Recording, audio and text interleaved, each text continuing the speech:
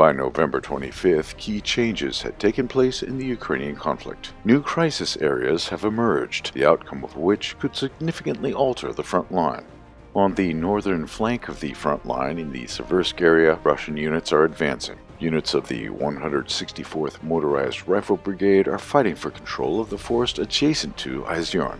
A major tactical success was achieved east of the city. After breaking through the Ukrainian defensive lines, Russian assault groups entered the outskirts of Seversk on November 24th. Until now, the front line around the city has been relatively stable. Russian troops have been advancing slowly.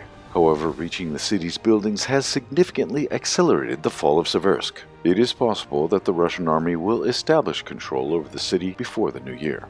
The encirclement of MIRNOGRAD is continuing to tighten. Russian forces have increased their presence in the north of Pokrovsk. Each passing day makes it more difficult for the besieged Ukrainian troops to break free. The only possible tactic that could bring limited success in this situation is infiltration. It is reported that the Russian army has approached Gulapolye, having captured the village of Zatishia.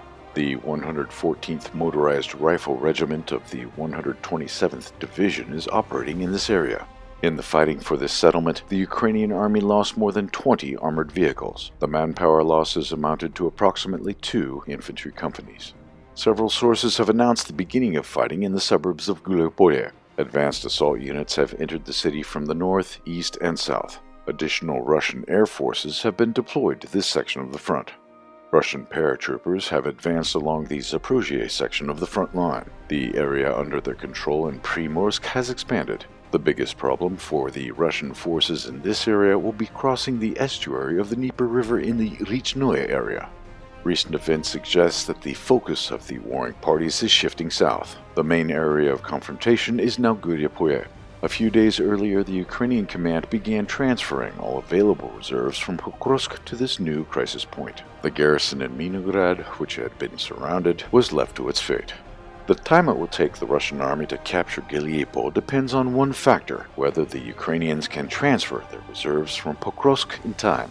At the same time, it seems that the Ukrainian command has forgotten about the deteriorating situation in Seversk.